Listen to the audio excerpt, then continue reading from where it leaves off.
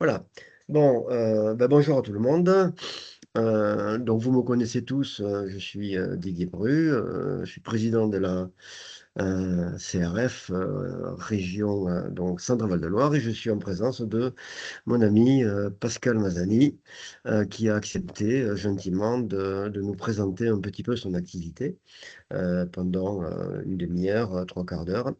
Et donc, on a décidé tous les deux de faire ça sous forme de jeu de questions-réponses. Et donc, je vais démarrer. Donc, d'abord, Pascal, tu peux dire juste si tu peux, quel a été, grosso modo, ton cheminement qui t'a conduit, toi, de manière personnelle, à t'intéresser à la marche afghane. Et puis, comment ça arrivé? Est-ce qu'un jour, tu as eu une révélation? Est-ce que quand même, tu peux te présenter et nous préciser ton parcours? Merci Didier. Bien écoute, mon parcours il remonte à loin parce que je suis un jeune retraité, mais bon, j'ai quand même un parcours dans le secteur du sport assez important depuis maintenant 45 ans, hein. Et donc, parallèlement à ça aussi, un parcours dans le secteur médico-social et dans le secteur de l'animation. Donc, j'ai toute ma vie en fait professionnelle, j'ai œuvré dans ces trois secteurs-là, donc le secteur sportif, médico-social et dans l'animation socioculturelle. Et voilà, donc je me suis pas mal intéressé au secteur fédératif, puisque j'ai passé des brevets fédéraux en ski, en tennis et avec la fédé de gymnastique volontaire. Donc je suis instructeur de gymnastique volontaire. Et puis ensuite, bon, je me suis professionnalisé en passant ce qu'on appelle des brevets d'État, le brevet d'État d'alpinisme, d'accompagnateur en montagne, et puis le brevet d'État de sport pour tous à l'époque. Voilà, qui me permet d'être éducateur sportif sur toutes les disciplines. Voilà, donc ça, c'est mon parcours. Et puis ensuite, j'ai beaucoup travaillé donc, dans le secteur médico-social comme éducateur spécialisé. Et là j'ai commencé à m'intéresser vraiment à l'aspect, on va dire, santé de l'activité de la randonnée pédestre, puisque en fait, mon brevet d'accompagnateur en montagne s'est réalisé sur un travail avec des déficients visuels et des aveugles. Et donc, donc mon mémoire s'est passé là, et c'est là où je me suis rendu compte qu'il y avait quelque chose vraiment d'important à faire au niveau de la randonnée pédestre, dans le sens d'aller vers une meilleure santé, bon, alors je dirais pas curatif parce que là, je vais me faire tirer dessus par les médecins, mais quelque chose de l'ordre du soin. Et donc, à un moment donné, donc j'ai aussi fait une formation de sophrologue. Donc, cette formation de sophrologie m'a aussi beaucoup éclairé sur des points qui me titillaient depuis très longtemps, parce que j'avais beaucoup travaillé aussi sur la relaxation, un peu de yoga, etc. Et donc, à un moment donné, bah, tout ça, ça a convergé lors de mon premier renouvellement du diplôme, donc du brevet d'état d'accompagnateur en montagne. Je me suis retrouvé donc avec des formateurs. En leur disant que je voulais développer la rando sophro. Alors, le formateur me regarde, il me dit, mais toi, tu devrais aller voir un certain Daniel Zana, qui avait un peu mon profil, accompagnateur en montagne, et qui a développé la marche afghane, me dit-il. Alors, je lui dis, c'est quoi cette histoire de marche? C'était il y a une quinzaine d'années, ça. Donc, il me dit, je me dis, mais c'est quoi cette histoire de marche afghane? Le nom lui-même m'inspirait pas trop, marche afghane, qu'est-ce que ça veut dire, tout ça. Et puis donc, ben, j'ai suivi son conseil et je suis allé voir ce Daniel Zanin en Savoie. Et là, j'ai tout de suite accroché avec cette méthode qui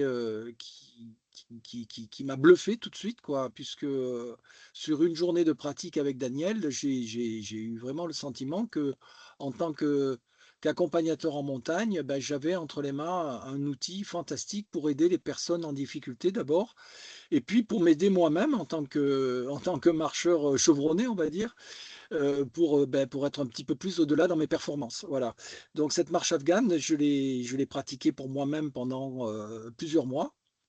Et à un moment donné, bon, ben, il y a eu une convergence, il y a eu un déclic fort, puisque je me suis retrouvé à travailler au terme de Digne-les-Bains, donc l'établissement thermal, qui par chance, entre guillemets pour moi, travaille essentiellement avec des personnes souffrant de problèmes respiratoires et de problèmes de maladies aussi liées aux articulations, donc des personnes vraiment en grande difficulté.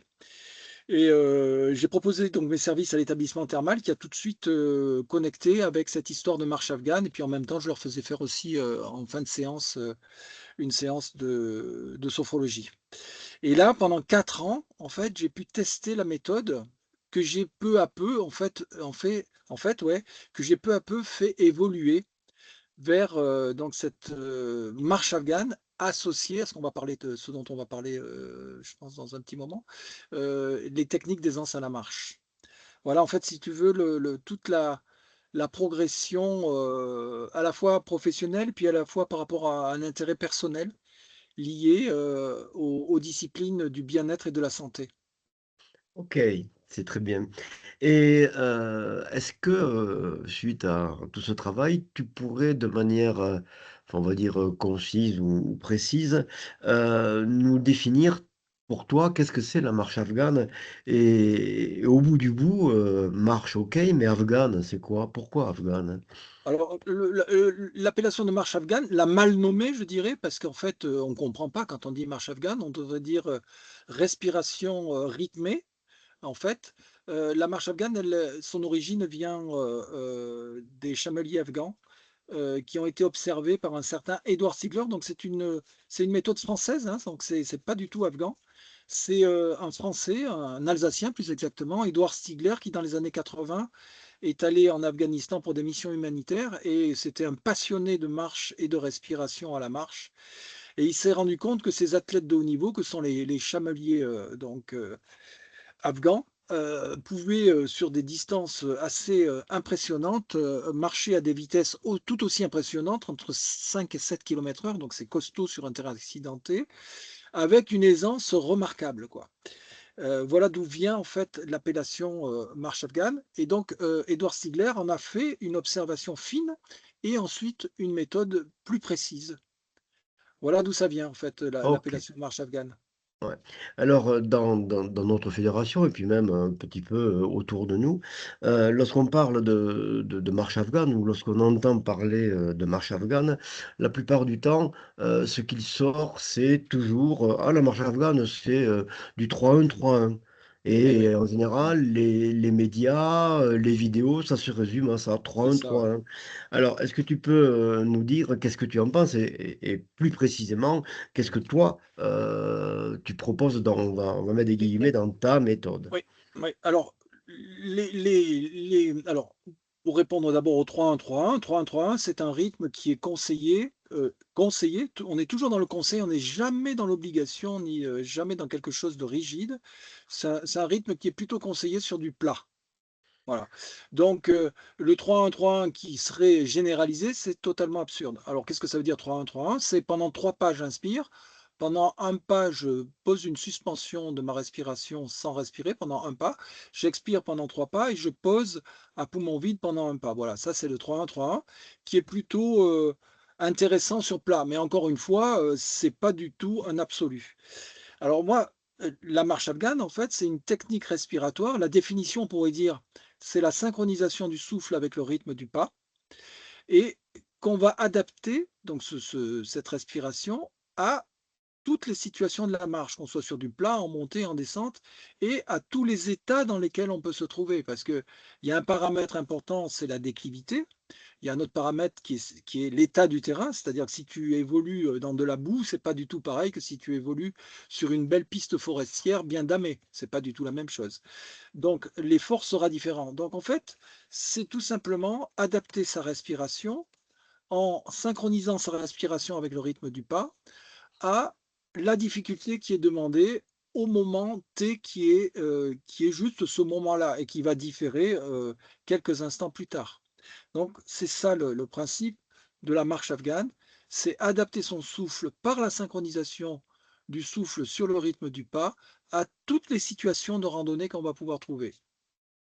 Et donc, la méthode, enfin, ou la formation, ou les formations que tu proposes, Oui, c'est une découverte de tous ces rythmes, etc. c'est ça. Donc, en un premier temps, alors la méthode qui a été maintenant éprouvée par de nombreux clubs de la FF Rando, hein, même pas que des clubs d'ailleurs, puisque toi, en tant que président régional, donc Ouais. tu l'as éprouvé. On a aussi donc maintenant le comité départemental qui est le comité pilote, un 95, hein, donc dans le Val d'Oise, avec qui j'ai travaillé. Ben, maintenant, c'était il y a un an pile, donc on a vraiment boucler, on va dire, un parcours de formation qui me semble tout à fait cohérent. Donc, avec ces différents, au niveau des clubs, au niveau Oui. départemental et au niveau régional, donc maintenant, on a une formation qui me semble vraiment cohérente sur la base de 2 journées où on va découvrir ces rythmes respiratoires, mais pas que ça. On va aussi découvrir ce que j'appelle les techniques d'aisance à la marche. Et ça, ces Alors, on en techniques parle, je d'aisance, m'excuse Pascal, on en parlera un petit peu tout à ouais, l'heure de manière plus précise. Mais quand tu dis les différents rythmes respiratoires, les oui. différents dénivelés, très rapidement, tu peux illustrer. Alors, sur les rythmes respiratoires à la montée, on a en gros 4 rythmes différents, encore une fois, qui sont pas fixes, ni rigides, ni coulés dans le marbre. Il y a, il y a, il y a, ni- il y a vraiment une multitude de possibilités de rythmes, mais les 4 principaux sont 1-1, c'est-à-dire pendant un pas j'inspire, pendant un pas j'expire. Ça, c'est généralement dans des côtes très sévères ou en tout cas quand on est en difficulté. Ensuite, il y a un second rythme à la montée qui est très important parce qu'il double le temps d'expire. C'est le rythme 1-2, c'est-à-dire j'inspire sur un pas et je souffle les 2 pas suivants. Le troisième rythme donc de montée très important aussi, très connu, c'est 2-2. C'est pendant 2 pas j'inspire, pendant 2 pas je souffle. Et le quatrième rythme de montée qu'on va trouver très couramment sur des montées plus faciles en général, c'est le rythme 2-3. Pendant 2 pas j'inspire et pendant 3 pas j'expire. Et tu remarqueras que je n'ai pas intercalé de pause à poumon plein et de pause à poumon vide qui, elles, sont réservées au plat et à la descente. Par exemple, le 3-1-3-1 dont tu faisais référence tout à l'heure, on va inspirer sur 3 pas, expirer sur 3 pas, et on va poser sur un pas un petit temps de non-respiration. Alors, on ne va pas parler d'apnée, évidemment, hein, c'est une pause respiratoire d'un pas. Et la même chose, sur un pas de pause, à poumon vide, je m'abstiens de respirer pendant un pas. Tu vois, c'est une très courte pause. Voilà. Et D'accord. à la descente, et à la Oui. descente, donc là, on va pouvoir explorer des rythmes respiratoires où le différentiel entre l'inspire et l'expire est plus important. Par exemple, 3-5, je dis n'importe quoi, hein, comme ça au hasard. Pendant 3 pas, j'inspire et pendant 5 pas, j'expire. D'accord? Par exemple. Et là, je vais pouvoir poser aussi pendant 1 ou 2 pas une pause à poumon plein et pendant 1 ou 2 pas une pause à poumon vide. Sachant que ce qui est important à la descente, c'est qu'il y a un différentiel assez important entre l'inspire et l'expire, et qu'on peut éventuellement, hein, si on est à l'aise, hein, puisqu'en fait le principe c'est d'être toujours en confort, hein, le principe c'est de toujours rester dans le confort, c'est d'avoir ce différentiel donc, important entre l'inspire et l'expire, 3-5 par exemple, ou 4-6, et de faire une petite pause à poumon plein et à poumon vide. Voilà, si tu veux, très schématiquement, Oui, oui. les, les 3 possibilités, on va dire les 3 manières de respiration afghane, de synchronisation du souffle avec le rythme du pas qu'on peut avoir. Voilà, en montée, sur du plat et à la descente. Ok. Donc ça prend déjà un petit peu de temps pour explorer tous ces rythmes respiratoires, mais très rapidement, hein, avec des petits exos, avec des petits éducatifs, on va être en mesure de réaliser ces respirations-là. Sur une journée, on a compris, il n'y a pas de problème. Ouais. Par Ben, c'est contre, le but, après, il va falloir les intégrer. Donc là, ça prend un tout peu à plus de fait. temps. Donc, c'est le but un petit peu de la journée qu'on va faire. Donc Exactement. maintenant qu'on a un petit peu fait cet approfondissement, de manière plus générale, tu en as parlé un petit peu peut-être, est-ce que ça s'adresse à des publics particuliers, à tout public, et quels bienfaits peuvent en retirer les participants? Ouais, et alors ça, c'est la question très très importante parce que il y a des gens qui disent la marche afghane, c'est une marche lente, par exemple. absolument pas. Ça peut être une marche lente. Si on a envie de marcher lentement, il y a pas de problème, au contraire. Il y a même des exercices très, très lents à l'échauffement qui sont intéressants. Mais résumer la marche afghane par une marche lente, c'est faux.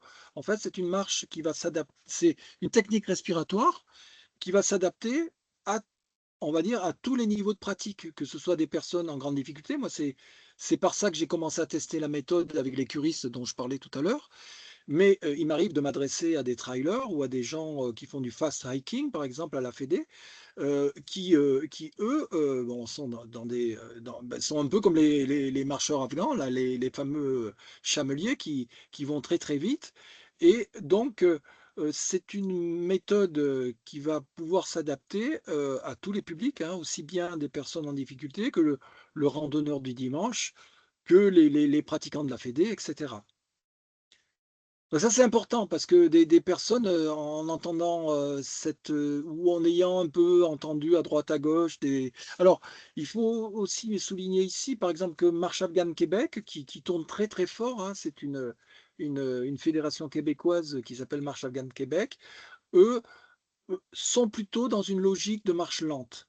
Mais nous, en France, avec, nos terrains accidentés et puis nos sportifs et cetera, la marche afghane que nous voulons faire passer, c'est qu'elle s'adapte à tous les publics de marcheurs, quels que soient les publics de marcheurs et quelle que soit la discipline de marche.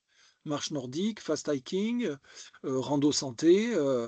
Là, j'ai fait des tests aussi sur la marche côtière. Ça a l'air de.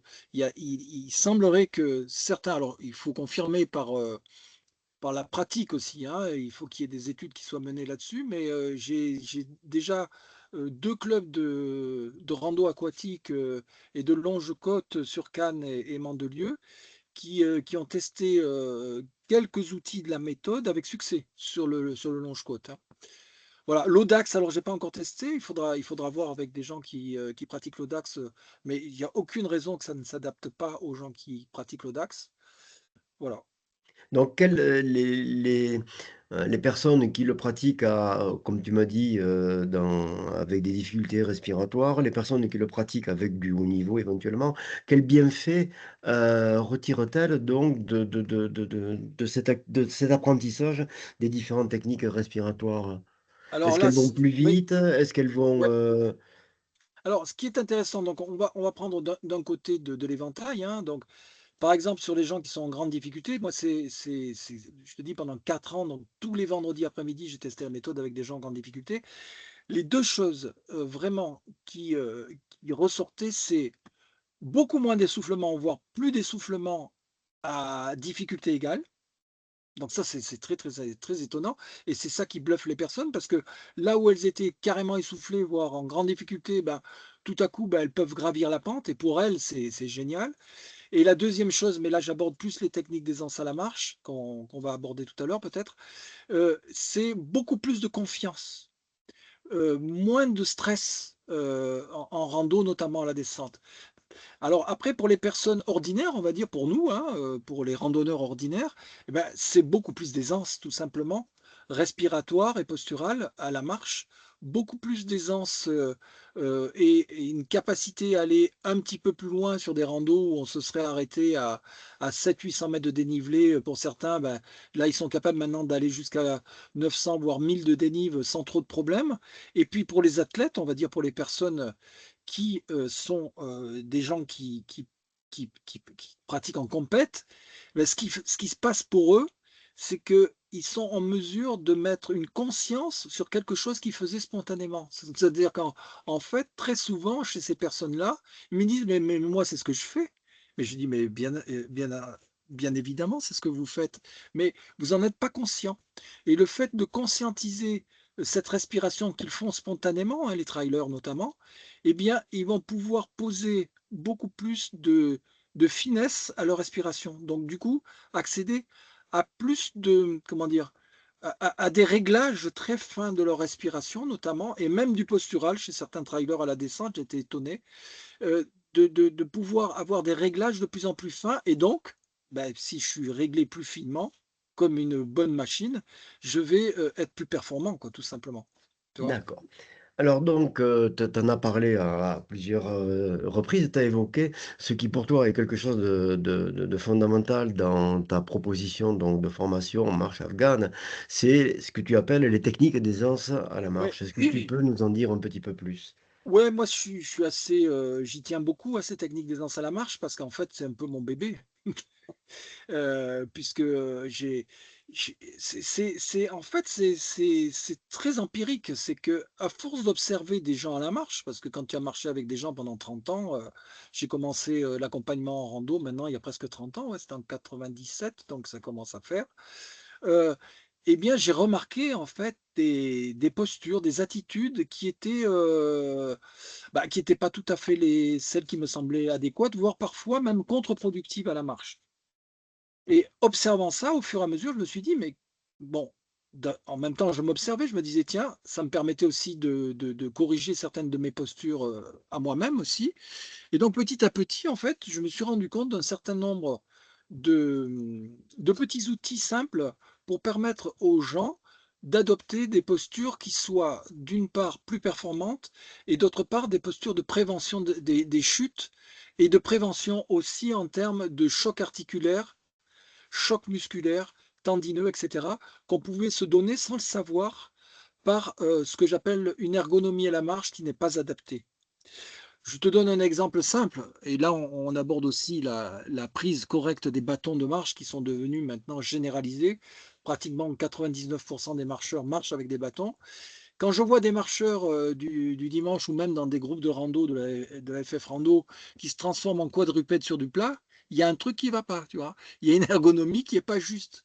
Un marcheur ordinaire, il reste dans la bipédie, il reste dans cette posture noble qui est une marche, en souplesse, en détente et il n'est pas en train de se pencher en avant à taper ses bâtons au sol, tu vois? Je te donne juste un petit exemple, hein. Donc, ces techniques d'aisance à la marche visent tout simplement à retrouver cette ergonomie à la marche naturelle de la bipédie en souplesse et donc avec cet objectif de prévention des chocs, prévention des chutes et aussi d'être plus performant parce que je vais, par exemple, dans des descentes très marquées, avoir la bonne hauteur, ce que j'appelle le jeu vertical, qu'on retrouve d'ailleurs en ski de piste et donc ce jeu vertical qui va permettre d'être à la fois bien positionné, d'être plus performant et surtout de ne pas être en choc articulaire. Tu vois? Donc ces techniques d'aisance à la marche, elles revêtent donc le postural à la marche, l'ergonomie à la marche et aussi une utilisation adéquate des bâtons de marche qui, force est de constater, moi j'observe maintenant des groupes FF Rando, hein, donc j'en ai vu beaucoup, beaucoup et je peux te dire que même chez les animateurs de rando, parfois, il y a une utilisation des bâtons qui est pas tout à fait adéquate. Donc ça, c'est très, très important. Si vous utilisez des bâtons, utilisez-les de manière adéquate. Ne les utilisez pas parce qu'il faut utiliser les bâtons. Il y a des fois où ils sont mieux dans le sac que dans les mains. Oh, je suis un peu Et, provocateur, mais c'est vrai, hein. ouais. Et donc, de manière, enfin, c'est pas provocante, mais assez surprenante, lorsqu'on a eu la formation avec toi, on a retenu que pour toi, la montée, c'est une relaxation, je crois, et la Ouais, descente est un jeu. oui. Alors, évidemment, pour les trailers, je ne vais pas leur dire que c'est une relaxation parce qu'ils visent la performance, hein, donc les trailers, ils seront mais en même temps, pour les trailers, donc je commence par l'autre bout de la chaîne, tout à l'heure j'ai commencé par le rando santé, donc en même temps, les trailers, s'ils ne sont pas relâchés, eh bien, ils ne seront pas performants. Parce que le relâchement, il n'est pas, c'est clair que si tu montes en courant, sur un kilomètre vertical, tu as un tas de masses musculaires qui vont être activées. Mais les masses musculaires qui ne sont pas sollicitées, qui ne sont pas utiles dans l'effort de montée du kilomètre vertical, celles-là, il va falloir être à même de les relâcher. Le visage, par exemple. D'autres zones qui ne sont pas obligatoirement très utilisées. Bon, quand on court dans un kilomètre vertical, on mobilise beaucoup. Bon, voilà. Donc, le relâchement est important aussi pour les trailers et très, très important même. Mais pour, on va dire, le randonneur ordinaire et les randonneurs, on va dire, en difficulté, à la montée, tout ce qui va être mis en tension inutilement, par exemple parce que je suis crispé sur mon sac, parce que je suis crispé sur mes bâtons, parce que je suis tendu au niveau de la ceinture scapulaire, tout ça va consommer énormément d'énergie au détriment des zones utiles, c'est-à-dire surtout les membres inférieurs et les muscles posturaux du dos. Tu vois? Donc, plus je vais être relâché, plus je vais être détendu et plus je vais pouvoir utiliser de manière efficace mes zones musculaires utiles. Et en même temps, plus je vais favoriser la circulation sanguine, la circulation nerveuse, donc tout ce qui est tout ce qui est aussi au niveau articulaire, si je suis relâché, je vais permettre une bonne détente au niveau articulaire et donc une meilleure circulation énergétique. En fait, le relâchement de la montée, c'est aussi un signe qu'il y a quelque chose qui ne va pas. Si à la montée, je suis en tension, si je suis crispé, c'est que je commence à être dans ce que j'appelle donc la zone orange voire rouge, donc la zone de résistance, hein, comme on dit en sport. Et là, c'est pas bon. En montée, ce qui est très important, c'est de s'installer dans une endurance douce qui va permettre de durer longtemps. La rando, c'est un effort d'endurance de longue haleine, de longue durée. Donc, euh, s'installer dans cette détente à la montée est un signe que ça se passe bien et en même temps, rechercher cette détente va permettre de monter en étant plus efficace. Tu vois, donc ça, c'est très important. Donc la détente à la montée, on l'a mis donc dans le tableau de bord qu'on a fait avec le comité Oui. départemental 95. Il y a un tableau de bord avec tous les outils et on a mis en warning comme ça, tac, tac, la montée est une détente. Si ça n'est pas une détente, il va falloir faire quelque chose pour corriger la respiration en général, corriger peut-être la posture, corriger la longueur du pas, peut-être aussi, qui n'est pas la bonne. Donc, tu vois que techniquement, il y a plusieurs indicateurs et plusieurs petits outils qui vont nous permettre d'être dans cette détente à la montée. Et la descente qui est un jeu. Alors, la descente, voilà, la descente, alors ça, il y a des randonneurs, ils vont te dire, mais il est fou celui-là. La descente, c'est pas un jeu. La descente, en fait, c'est, c'est une prise de tête pour beaucoup de randonneurs. Et les animateurs qui sont devant, ils ne le voient pas. Alors, juste une petite anecdote, hein. J'étais dans les Alpilles il y a 2 jours. Et c'est incroyable. J'avais un groupe devant moi. Ils étaient 27. Tu vois, c'était 27. Il était 12h30, donc proche du repas, début d'hypoglycémie. Je me présente derrière le groupe. D'abord, je suis resté un moment sans rien dire. Bon, moi, je n'allais pas doubler et gêner les gens parce qu'on était dans un passage très difficile. Parce que dans les Alpilles, c'est un peu comme dans les Calanques, tu as des passages un peu craignos. Et tout à coup, je vois une dame, elle était carrément, elle n'en pouvait plus. C'était évident qu'elle était en hypoglycémie. Tu vois. Et un peu plus loin, je vois un monsieur, il était devant moi, et tout à coup, ça part dans une pente très très pentue avec des rochers, des trucs machin.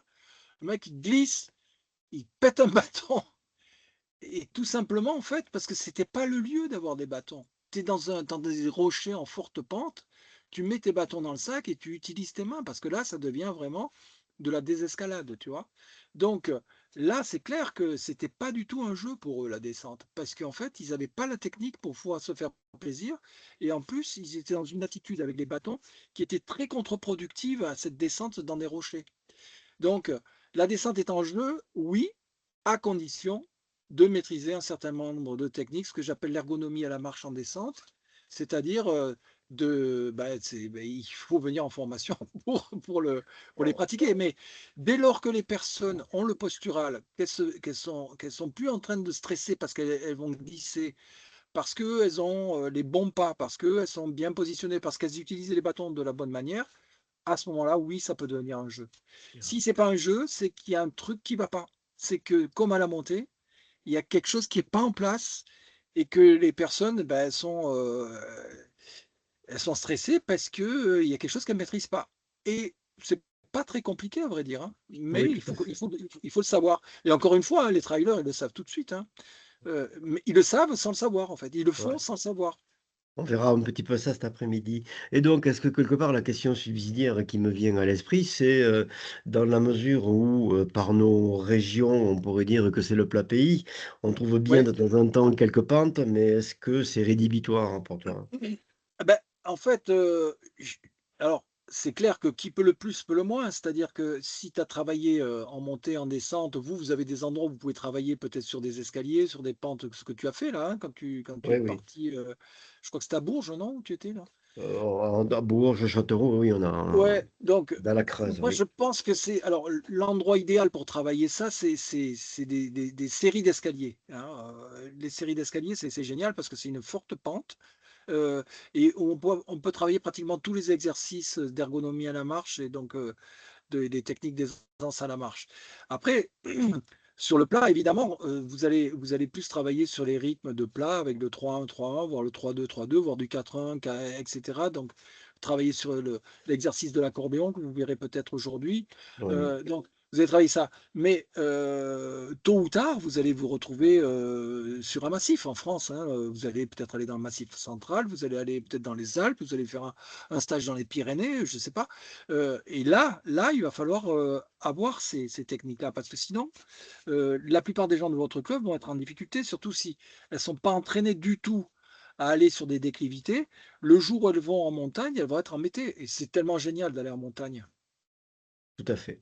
Bon, ben, je crois qu'on va arriver au bout de notre petite interview. On a brassé, je trouve, pas mal de choses. Est-ce que, avant, bon, de nous laisser partir, un petit peu, mettre tout ça en place, tu voudrais rajouter quelque chose qu'on n'aurait pas eu l'occasion d'aborder ou quelque Ouais, parce chose que comme en ça? fait, Vas-y, vas-y. ouais, je crois que c'est important parce que la méthode en elle-même, elle est décomposée en 3 étages. Le premier étage, c'est l'étage respiratoire. Être calé avec sa respiration pour être tranquille avec son muscle cardiaque. Parce que la respiration, en fait, elle va agir sur le muscle cardiaque, hein, c'est ça qui est important.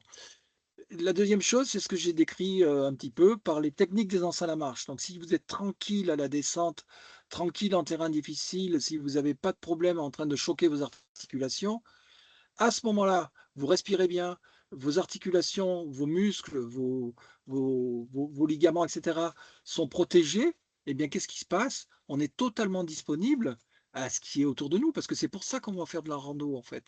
On va faire de la rando pourquoi? Pour profiter un maximum de l'environnement. On va profiter, que vous soyez sur du plat, au bord de mer ou dans les montagnes, qu'on soit dans les Calanques ou dans les Alpilles, en fait, c'est magnifique. Là, les Alpilles, je vous le conseille, hein. C'était magnifique ces Alpilles, là, ces 2 jours, là, c'était époustouflant. Et donc, là, on accède à ce qu'on appelle la marche en conscience. En fait, c'est tout simplement être présent complètement, profiter au maximum de notre environnement. Et là, on a plein de petits outils, on va dire, de petites techniques très simples de relaxation, des outils sensoriels. Après, ça dépend de l'animateur et de ses compétences, hein. Bon, moi, par exemple, j'amène un peu de musique. Bon, d'autres vont plutôt amener un travail il y a beaucoup de profs de Qigong qui font de la rando aussi, ou des randonneurs qui font du yoga, etc. Donc, dans cette marche en conscience, c'est pas un truc qu'on va décréter, c'est pas un truc qu'on va dire: «Bon allez, maintenant on fait de la marche en conscience». En fait, ça se manifeste naturellement quand on est complètement à l'aise, gros. Voilà. Donc, ça c'est le troisième étage de la «fusée» entre guillemets, de la méthode. C'est d'abord à l'aise avec ma respiration, ensuite à l'aise avec tout le postural et là, à ce moment-là, on va pouvoir parler de marche en conscience et de pleine, alors il y en a qui vont dire, marche de pleine présence, il y en a qui vont appeler ça, marche consciente. Bon, peu importe la manière dont on l'appelle, mais l'important dans ce moment-là, c'est de pouvoir sensibiliser nos adhérents, ben, à être totalement en connexion avec ce qui les entoure, tout simplement. Beh, c'est magnifique tout ce que nous dit là. Ben, c'est ça le but, c'est Oui, ça en oui, fait. Pourquoi on va faire de la c'est le rando, but. Didier? Franchement, Oui, on oui. va faire de la rando pour se faire plaisir, pour, profiter quoi, hein.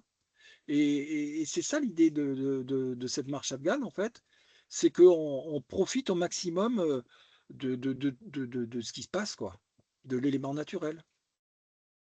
OK, bon, je crois qu'on va arrêter là, Pascal. Je te remercie beaucoup pour ta disponibilité. Et c'est moi qui te remercie Didier, parce que là, ce Ouais, que tu fais dans la région centre, c'est super quoi.